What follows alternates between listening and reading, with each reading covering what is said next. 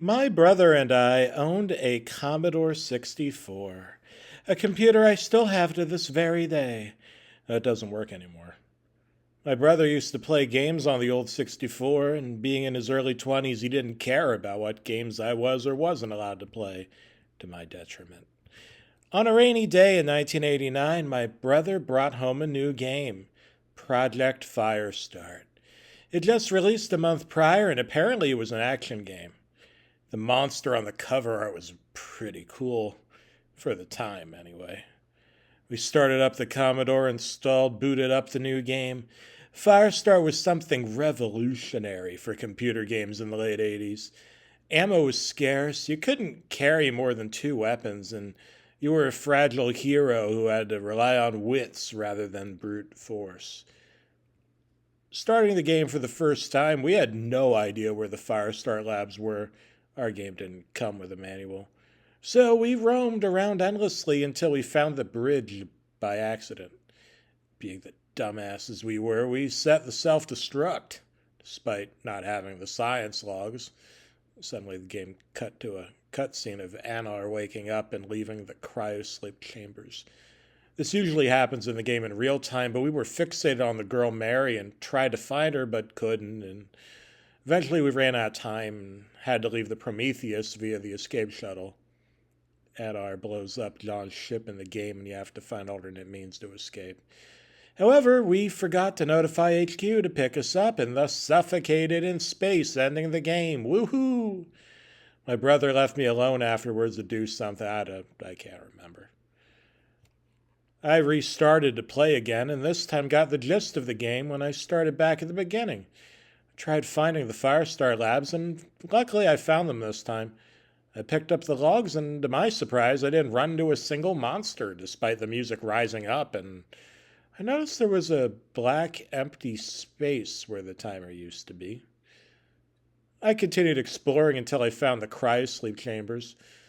I freed Mary, and I was taken aback by what she said to my player character, John, indicated by yellow text below the health bar.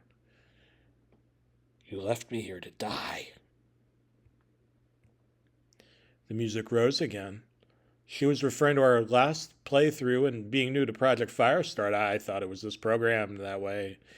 I thought it was amazing that a game can remember your last playthrough, and until Mary said even more strange things.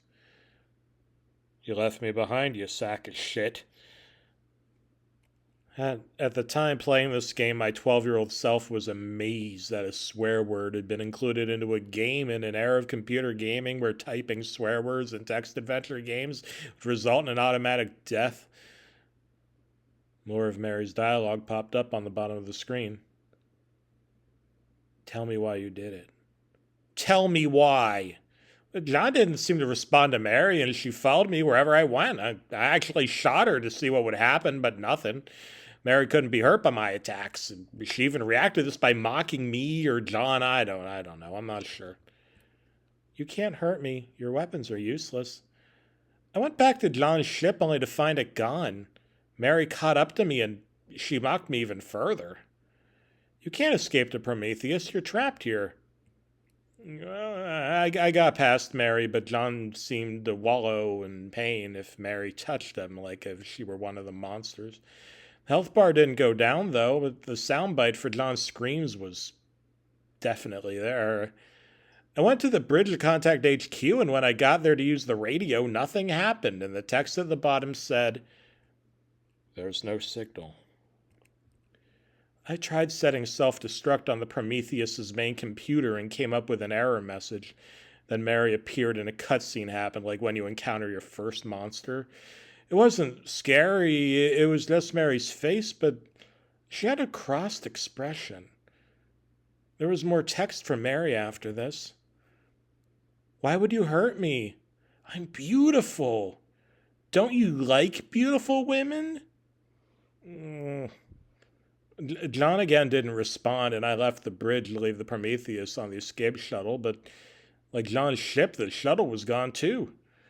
I was stumped with what to do next when Mary caught up to me again, and what followed was another cutscene of Mary's face, but burnt to a crisp with her skull exposed.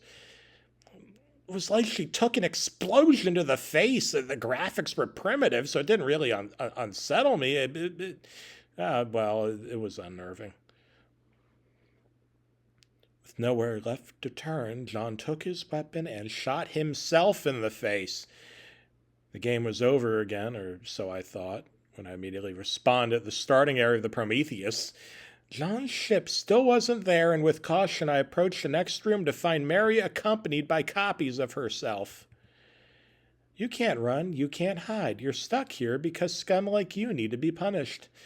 I was considering shutting off the game when suddenly the Marys lunged at John and the game crashed, probably because the computer couldn't handle that many sprites of a single character. I thought it was over. Computer needed to be restarted. Till text popped up, which read, "And in space, no one can hear you scream. In anguish." I recognize that quote from Ridley Scott's Alien, and it's clear that the developers took notes from that movie. I was going to restart the Commodore until that familiar yellow text appeared in all capital letters. "And what about you?" Mary suddenly appeared and her arms reached out for me like a zombie.